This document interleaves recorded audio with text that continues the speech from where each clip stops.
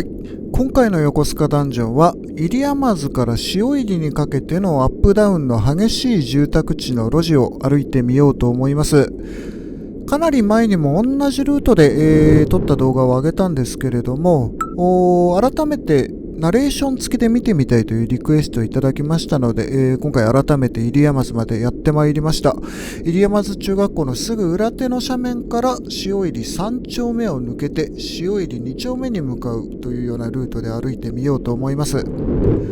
特にこの辺り塩入3丁目の谷間の住宅地は戦前からの住宅地ですので、現在の住宅基準では見られないような急斜面の住宅ですとか、あとは細い路地、かなり入り組んだ路地などがたくさんあるエリアになります。実際歩いたらどんなもんか今日は改めて見てみましょう。入山津中学校の裏手の坂道、こちらの坂道の脇の階段から住宅地入っていけますので、よいしょ。まずはこちらから歩き始めようと思います。正面の石垣の上はかなり草が生えた空き地になっていますが、多分住宅があったんでしょうね。この辺りも、入山津町の4丁目になります。近くには坂本1丁目のバス停があったりしますね。お隣はすぐ坂本町になるのかな。そういったエリアですね。中学校が近くにありますが、この辺りはまだそれほど坂道が急な場所ではないですね。比較的なだらかな斜面に作られた住宅地です。南向きでそれなりに日当たりも良さそうな感じがしますけどね。ただ戦前からある住宅地なので、自動車が入ってくることを想定していない、細い道が延々と丘の上まで続いていますね。この辺り家の前に植物を植えるスペースが設けられていたりするのはちょっとほっこりしますけれどもね。緩やかな坂道がずっと丘の上まで続いています。多分こちら側の斜面、ひな壇状に住宅地が造成されていて、その間を縫うようにして、ジグザグに縫うようにして道がずっと通っているんじゃないのかなというふうに思います。家と家の間の細い路地が延々と続いてますのでね、慣れないと圧迫感というかちょっと不思議な感じがしますね。迷路のような感じがしますけれども、道自体はそれほど入り組んでいる場所ではありません。比較的一本道でずっと丘の上まで続いていますかね。ただ家と家の間狭いですね。家と壁の間もかなり狭いですね、この辺りで、緩やかな坂道になって徐々に、高い場所に向けて道が続いておりますね。この住宅のすぐ右手向こう側、右手側が入山津の中学校になります。今もう夏休みに入ったのかな。普段ですと学校の声がこの辺りまで聞こえてくるんですけどね。今日は比較的静かですね。ただ右手側かなり緑がたくさん生えておりますな。正面の電柱もツタに覆われ始めていますね。横須賀の斜面の住宅地の電柱はよくこうやってツタに飲まれていくものですが、秋口にはまた枯れて電柱が顔を出すんですけれどもね、右手側かなりツタがたくさん生えておりますな。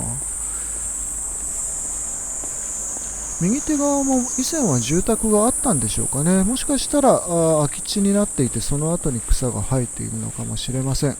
右手側にはベンチ、休憩所が設けられていますが、ここを左手に曲がります。右手側のこのお宅もなかなか石垣が立派ですね。はい、丘を縦断するように一気に上までつながる階段になりますかね、この道。階段を少し上がって、そうすると少し平らになっていて、平らなところに左右住宅が設けられているというような感じで上までずっと続いています。戦前からの住宅地ということですけれども、昔の資料を見ても全く同じ場所に道が通っているので、多分ほとんど区画の形は変わっていないんでしょうね。この辺り昔からの階段、昔からの坂道だと思います。正面のかなり草に飲まれた石垣もなかなか古そうな雰囲気ですね。この近く、入山津運動場は戦時中は陸軍の施設ということで、この坂道を登った先にある浜遊公園も戦後、戦中は陸軍の施設だったということですから、そういった関係の方が多くお住まいだった場所なんでしょうかね、この辺り。さっきから左手側、朝顔がすごいたくさん咲いているのがちょっと今、ふと気になりましたけどね。もしかしたらもともとどこかの庭に植えられた朝顔が増殖して、もしかしたら道に沿ってたくさん花が生えているのかもなと今ふと思った次第ですけれども、空き家なども結構たくさんありますね、この辺り。右手側は道から一段低くなったところに住宅地が設けられていて、左手側は一段高くなった住宅地ということで、ちょうど住宅の間、段々の間を細い道が続いているという感じですね。結構上の方には新しい住宅ありますね。80年代以降の住宅かな。道沿いにはかなり綺麗な住宅もちらほら見られます。右手側は比較的なだらかな斜面なんですけど、左手側は結構急斜面ですね。まだこの辺りからだと急斜面な感じはわかんないですけど、この今の左の道を下っていく階段もかなり急な階段だったかと思いますね。細くて急な階段が左手側の住宅の間は結構、通っています。ここから、道がさらに左右が緑が多くなってきましたね。緑の向こう、茂みの向こうに住宅はあるかと思うんですけれども、なかなか笹がたくさん生えていて、ツタも多いので、どんな住宅があるかというのはちょっと分かりづらいですけどね。木々の間からちらほら住宅は見えております。ほぼ尾根沿いの道でしょうかね、これは。尾根に沿った道の左右に住宅が建てられているんじゃないかと思いますが、結構古いお宅多いですね、この辺り。右手側の向こう側にも結構大きい屋根が見えたけど、結構立派な平屋がありますね。多分、相当古いんじゃないんでしょうかね、この辺り。結構丘の上の方は急斜面が多かったりするので、古い、空き家ですとか空き地なんかも多かったかと思います。この正面も多分空き地ですね。右手側、木の向こうに国有地の看板があるので、多分以前は家があった空き地ですかね。はい。で、正面右手側には浜遊公園が見えてきました。最近芝生が張り替えられてかなり綺麗になった浜遊公園ですけれども、公園の向こうには海も見えたりしてますな。なかなかいい景色ですね。緑がたくさんあるといいですね、この辺り。もともと戦時中は陸軍の倉庫があったということで、60年代ぐらいまで、航空写真を見ると倉庫があったんですけれども、その後、70年代頃ですかね、どなたかコメントで教えてくれたのが、関東学院の、合宿所があったというようなことを何人かの方から教えてもらいましたけどね。で、今みたいな公園の形になったのは80年代以降なんじゃないのかなというふうに思います。で、2000年代に入ってかなり芝生がきれいに張り替えられましたけれどもね。で、公園の周りずっと外周に沿って住宅地が建てられていますが、こちらの住宅地は昔からの住宅地ですね。平屋のお宅などもちらほら見受けられますが、ここを左手に曲がると、かなり急斜面、北向きの急斜面を下る道になりますので、ここだったかな、ここですね。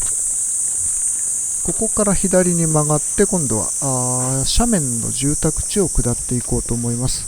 この左手も空き地になっていますな。はい。で、斜面がかなり急になってきました。向こう側には大きいマンションが見えますね。歩き始めた入山津坂本町の方のマンションだと思います。あの辺から歩き始めたんですけど、結構上の方まで登ってきましたね。左手側には斜面に沿った住宅地がちらほらと見られますけれども、この左手側の空き地も多分以前は住宅だったんでしょうね。住宅の基礎がなんとなく残っているのが分かりますね。ここを右手側に行っても谷の底までつながっているかと思いますが、今日はこの左手側行ってみましょうかね。この辺りの道は相当に入り組んでいますね。迷路のような感じです。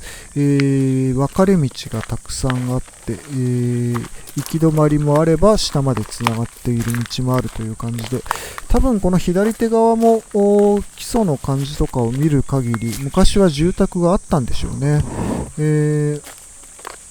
かなり笹とかたくさん生えてますけど、左右昔は住宅があったんじゃないのかなという茂みの間を細い階段が続いていますね。かなり虫がたくさんいます。ここを右手に行っても抜けられたと思いますけどね、住宅の前を通ってさらにその先まで行けたような気がしますが、こちら下にも階段続いてるんでね、ちょっとこっち行ってみましょうか。結構この辺り急斜面で、崖崩れ注意の看板が出ていたりもします。通るときはご注意くださいという感じですが、こちらも、一段下まで来て、こちらもまっすぐ行くと向こうまでつながっていたかと思いますが、反対側、こっち行ってみましょうかね。はい。以前も通ったこの道を抜けていきましょう。結構この辺り相当入り組んでいて、古い住宅地ですけれども、賃貸情報を見てるとよく賃貸物件の戸建てが出てるんですよね。この辺にも結構戸建ての賃貸の物件あるんじゃないのかな。この左手もそうだったんじゃないのかな。これは違うか。このお宅は相当草がたくさん生えてますね。なかなか、使われているお宅とそうじゃないお宅で、かなりこう草の生え具合に違いがありますけどね。で、ここからかなり急斜面を階段がずっと下まで続いております。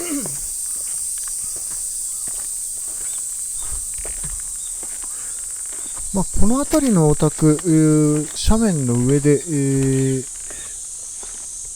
入り組んだ場所にはあるんですけど、大きいお宅は本当に大きいんですよね。この階段もかなり急ですな。かなり急な階段、手すりを捕まりながら下まで向かいますが、結構大きいお宅で、なおかつ庭が広いお宅とかも多いんですよね。多分昔の住宅はそういう作りなんだと思いますけど、庭が大きくて、建物がこう平屋でとか、そういうお宅が結構あります。まあ、下まで来ると結構2階建てたくさんありますね。この辺りは斜面が崩れないように排水をしてるんですけれども、結構雨の翌日とか来ると排水溝にたくさん水が流れ込んでいたりするんですけどね。今日は晴天なので排水溝もカラカラですけれども、下まで来たかなと思ったらさらにこの下まで階段ありますね。さらにもう一段下る階段があります。この辺も段々状になっていますな。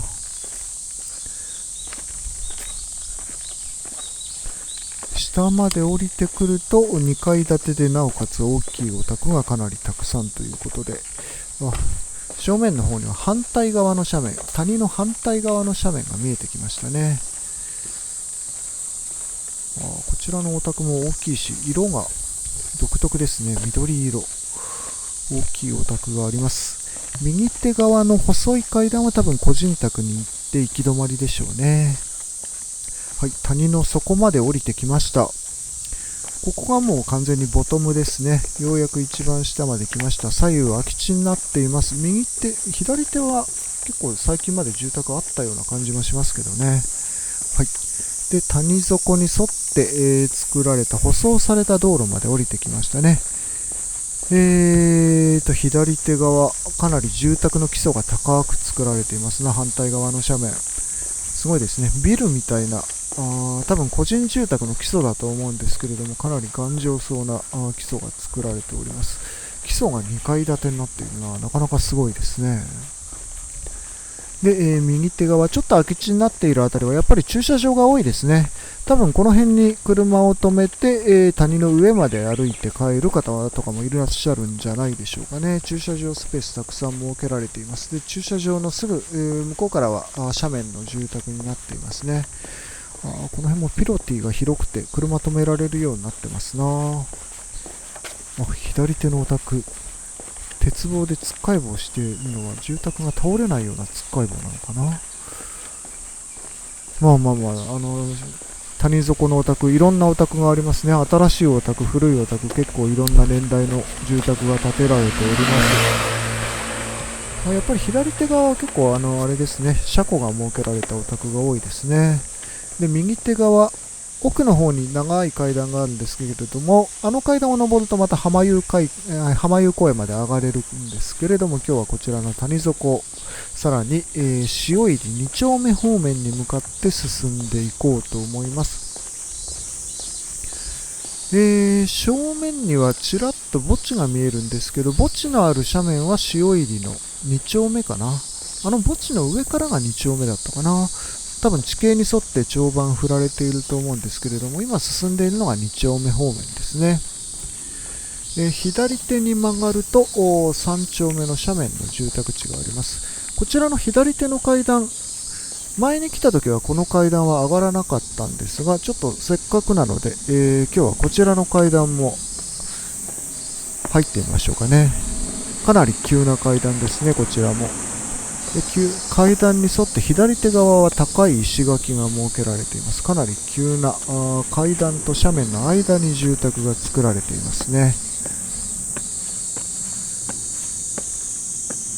右手側の斜面、こちらもかなりコンクリートで整備をされてはいますが、かなり古い施工なんじゃないでしょうかね。この右手側、排水用でたくさん、排水の塩ビのパイプが埋め込まれていますけれども、ちょっと古めの施工だと思いますね、こちら。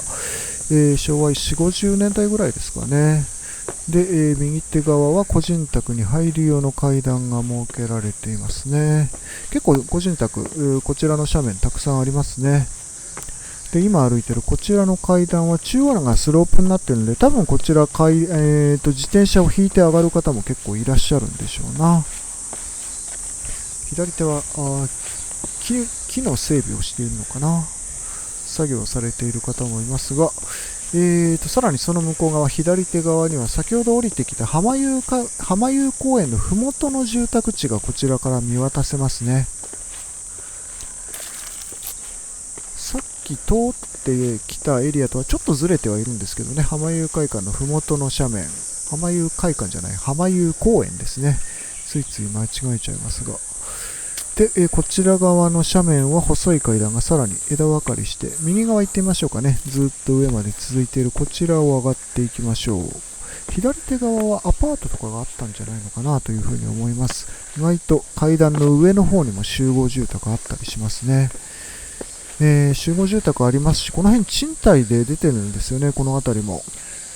以前も、50平米で1ヶ月4万円とか5万円とか、かなりお安い感じの戸建ての賃貸が出ていたりするんでね、興味ある方は調べてみたらいいんじゃないかなと思いますけれども。ちょっと、谷の中腹あたりまで上がってきて、ここも分かれ道か。正面、ゴミの収集所がありますね。ここまで作業員の方、ゴミの回収に上がってこられるんですね。大変ですね。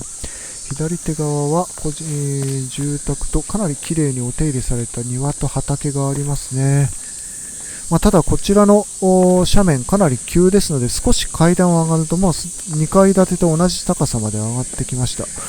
さらにその先まで坂道続いておりますな。でも夏の空と合わせると非常にいい景色ですね。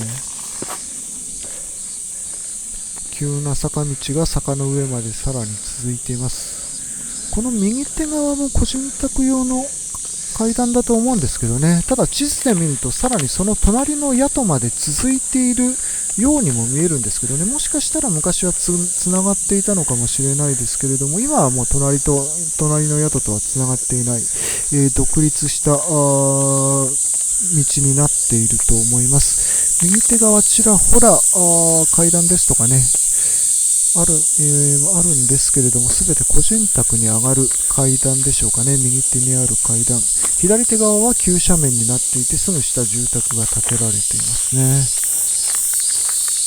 で、今頂上を越えて下りに入りましたけれども、正面かなり立派な門が設けられていますが、こちらは空き家でしょうな。古そうでかなり立派な2階建てなんですけれどもね、多分空き家ですね。ただこのお宅、入り口の階段が相当細くて急な階段ですね。細くて急な上に弧を描いているというなかなか細い階段を下っていくと、左手側はすぐに、斜面になっている。斜面沿いに道がずっと作られていて、右手側の住宅の玄関が道に沿ってこう開いているというような感じでしょうかね。はい、向こうの方には先ほどの浜湯公園の麓の住宅地が見えてきましたね。さらにこちらの坂道を下ってちょっと平らになりましたね。丘の中腹まで降りてきましたでしょうかね。この辺りはあれか、さっきの畑があった辺りでしょうかね。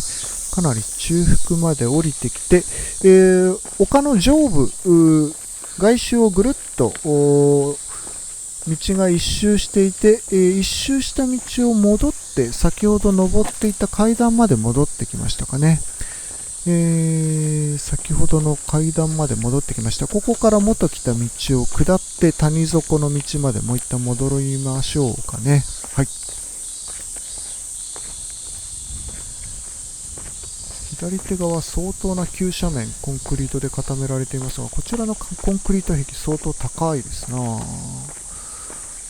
で、右手側結構木がたくさん生えておりますが、結構木が生えてる斜面も急斜面なので、さっきも下の方で、木の整備をされている作業員の方いらっしゃいましたけどね、この辺の木のお手入れ結構大変そうですな。で、木の向こうには先ほどの浜湯公園の麓の住宅地見えてきましたね。なかなかこちらから見ると斜面の住宅地を一望できて綺麗ですね。かなり密集して住宅がたくさん建てられています。左手側はなんか工事をやっているのかな。もしかしたら新しい、擁壁の工事かな。崖崩れ防止の工事をもしかしたらやっているのかもしれないですね。正面向こうの方には駅前若松町のタワーマンションがちらっと見えておりますね。はい、塩入2丁目方面に向かって歩いていきますが、結構この急階段の左手側、登るときは分かんなかったですが、かなり綺麗なお宅がたくさんありますね。急斜面ということですけれども、普通に平地で見かけるような綺麗なお宅がたくさん、建てられていますね。この辺り、なかなか谷間の外からはわからないんですけれども、谷の上の方もかなり整備された住宅がたくさん建てられていました。ちょっと下の方から人が来たのですれ違いは譲り合いでありがとうございます。はい。下でゴミ収集の作業されてますね。今からこの階段上がるんでしょうかね。炎天下の中お疲れ様でございます。はい。ということで谷の底の道まで戻ってきました。正面は塩入2丁目方面でしょうかね。はい。このまっすぐ行っても塩入2丁目方面まで抜けられるんですけれども、今日は、こちらの道を左手に曲がって山の頂上を突っ切る形で塩入2丁目方面まで向かおうと思いますので、こちらの階段を上がっていきましょう。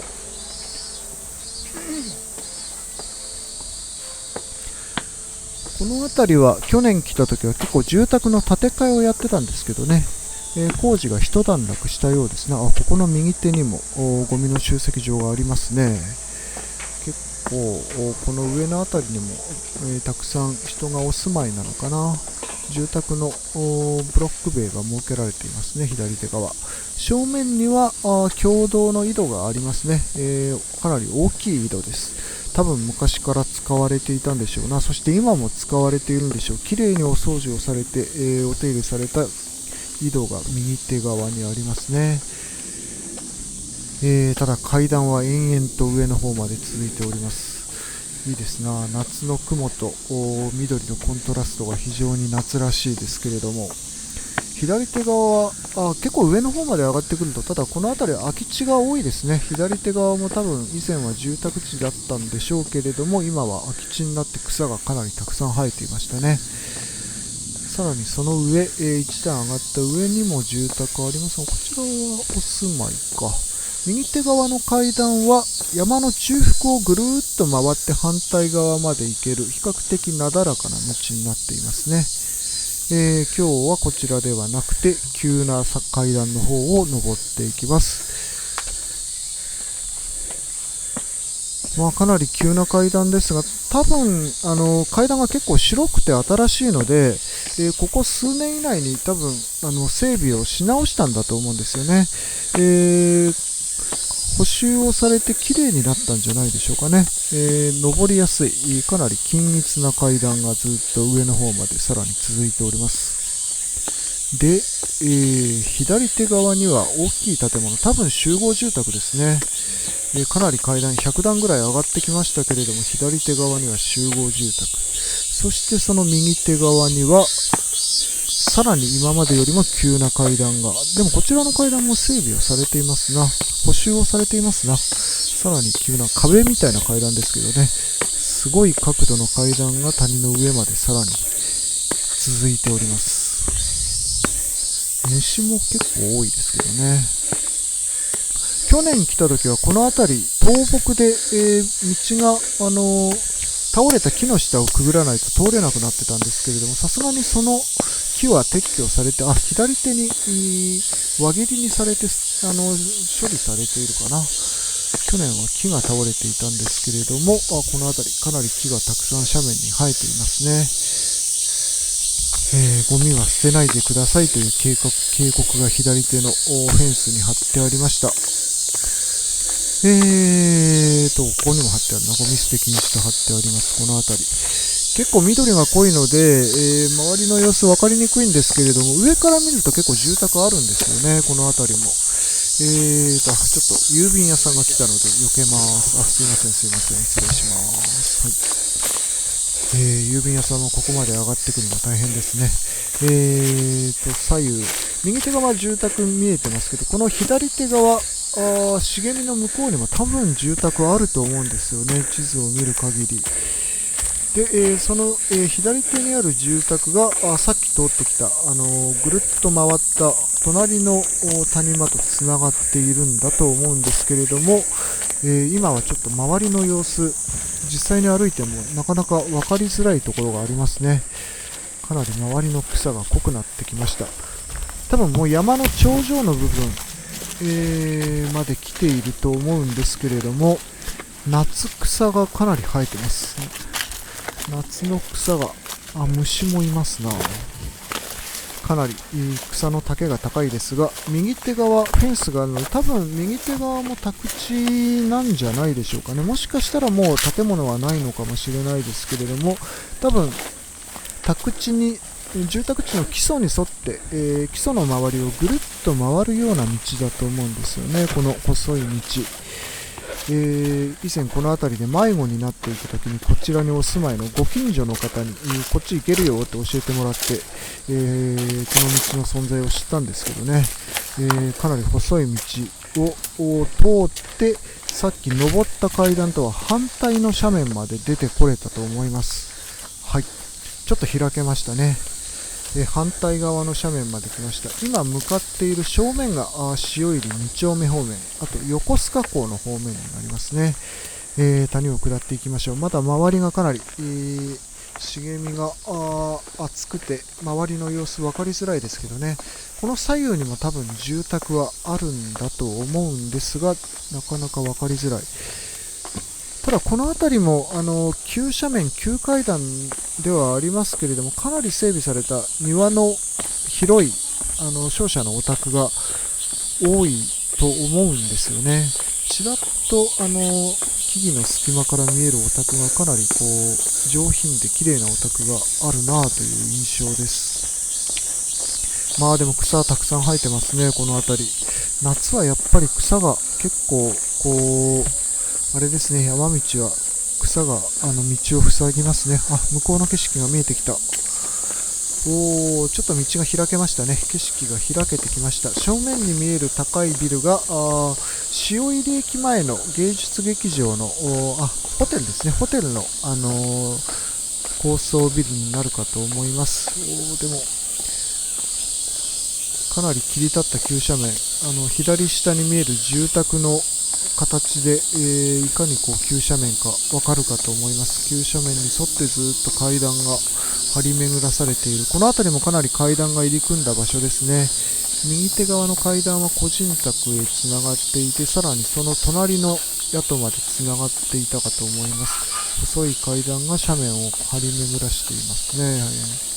向こう側、今正面に見えるのが塩入2丁目方面ですね。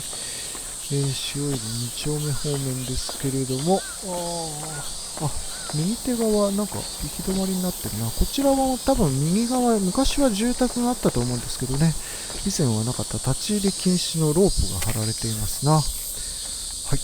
で、かなり下の方まで下ってきました。もうここまで来ると塩入駅まで徒歩5分、駅前のコースが左手の階段、ここから見ると長いっすな。長いですけど、この階段行った先は行き止まりというなかなか過酷な階段ではございますけれどもね。はい。もうここまで来ると塩入駅前まで徒歩5分ぐらい、5分もかかんないかな。数分で塩入駅ですね。その先の横須賀港まで5分ぐらいでしょうかね。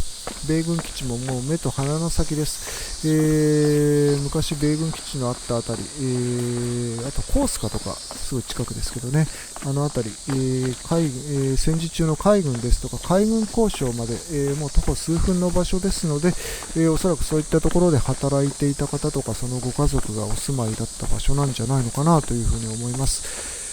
谷の底まで降りてくると大きい建物多いですね。鉄骨の3階建て4階建てのかなり高い建物も出てきますが、大きい道に出ましたが、正面は前に来た時は空き地だったんですけど大きい建物が建っていますね。この辺り道沿いはかなり建て替えですとか新陳代謝が激しいんでしょうかね。ということで正面に見えるのが塩入の3丁目の丘ですね。はい。ということで今回は入山津から塩入町にかけての路地を歩いてみました。かなり入り組んだ路地、細い路地、いろんな道がありましたけれどもね、改めて上から見てみるとやっぱり山の上のあたり、道沿いから見るよりも結構住宅たくさんあるかなという印象ですね。この辺りが急な階段のあたりで、この辺りが上をぐるっと回ったどん詰まりの宿ですけれども、結構こちら側が浜湯公園の方ですけれどもね、いろんな住宅、いろんな路地がありました。また何かリクエストがあれば可能な範囲でお答えできればと思いますので、コメントで教えていただければと思います。ご視聴いただきありがとうございました。